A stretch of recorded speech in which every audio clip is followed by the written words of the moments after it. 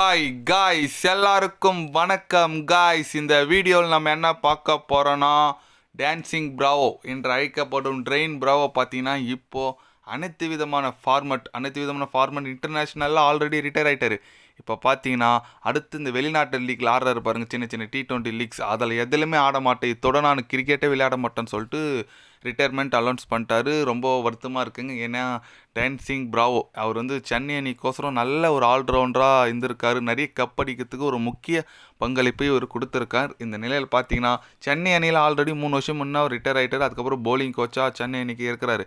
இந்த நிலையில் பார்த்தீங்கன்னா அதுக்கப்புறம் அந்த கேரமன் லீக்கு, அப்புறம் பாகிஸ்தான் நடக்கிற PCL லீக்கு, அப்புறம் பங்களாதேஷ் நடிக்கிற லீக்கில் அப்படின்னு சொல்லிட்டு நிறைய லீக்கில் ஆடிட்டு வந்துட்டு இருந்தார். இந்த நிலையில் பார்த்தீங்கன்னா லாஸ்ட்டாக கேரமன் லீக்கில் ஆடிட்டு வந்த பிராவோ இத்துடன் நான் எந்த விதமான ஃபார்மேட்லேயும் ஆட மாட்டேன், இதுக்கு மேலே நான் கிரிக்கெட்டே விளையாட மாட்டேன்னு சொல்லிட்டு அதிகாரபூர்வமாக அனௌன்ஸ் பண்ணிட்டாரு. ரொம்ப வருத்தமாக இருக்குங்க. ஏன்னா பிராவோ நம்ம IPL தான் பார்க்கல, மற்றபடி மற்ற டீமில் ஆரம்பிச்சு இந்த கேரமல் லீக்லலாம் பார்த்துட்டு இருந்தோம். பிராவோட அந்த ஸ்லோயர் ஒன், அந்த ஸ்லோயர் கட்டரு, அவரோட பேட்டிங் சொல்லிட்டு பார்த்துட்டு வந்திருந்தோம். இப்போ அது கூட சான்ஸ் இல்லை.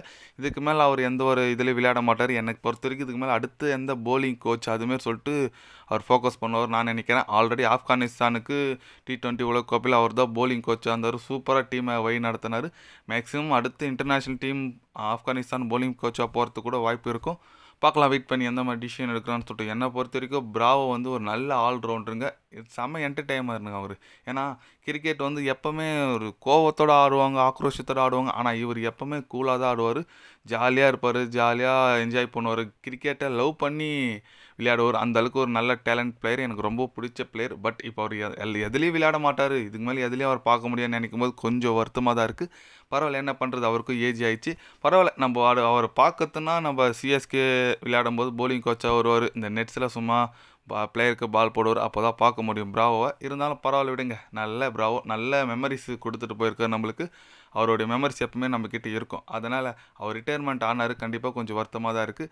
அடுத்து பார்க்கலாம், போலிங் கோச் சென்னை அணிக்கு அவரே கண்டினியூ பண்ணுறாரா இல்லை வேறு எதனா போகிறாரா. ஏன்னா ஆப்கானிஸ்தானுக்கு வேறு போலிங் கோச்சாக வரப்போகிறான்னு சொல்லிட்டு பேசிகிட்டு இருக்காங்க. அப்புறம் நியூசிலாண்டு கூட பேசிகிட்டு இருக்காங்க பிராவோ கோச்சாக போடலான்னு சொல்லிட்டு. அதுமாரி இன்டர்நேஷ்னல் கோச் ஆகிட்டார்னா கண்டிப்பாக IPLல ஒரு வாரம் டவுட்டு தான். பார்க்கலாம், வெயிட் பண்ணி எந்த மாதிரி டிசிஷன் எடுக்கிறான்னு சொல்லிட்டு. நீங்கள் சொல்லுங்கள், பிராவோ ரிட்டையர் ஆகிருக்கிறது பற்றி உங்களோட கருத்து என்னன்னு சொல்லிட்டு கமெண்ட் பண்ணிட்டு போங்க. உங்களுக்கு பிராவோ பிடிக்குமா பிடிக்காதா, உங்களோட கருத்து எதுன்னு சொல்லிட்டு அதுவும் கமெண்ட்டில் சொல்லிட்டு போங்க. இது போன்ற ஸ்போர்ட்ஸ் நியூஸை தெரிஞ்சுக்கணும்னா சேனலை சப்ஸ்கிரைப் லைக் ஒன்று பண்ணிக்கோங்க. கண்டிப்பாக கிரிக்கெட் பற்றி day by day channel update வரும். மறக்காமல் சப்ஸ்கிரைப் மட்டும் கொஞ்சம் பண்ணி வச்சுக்கோங்க. நன்றி, வணக்கம்.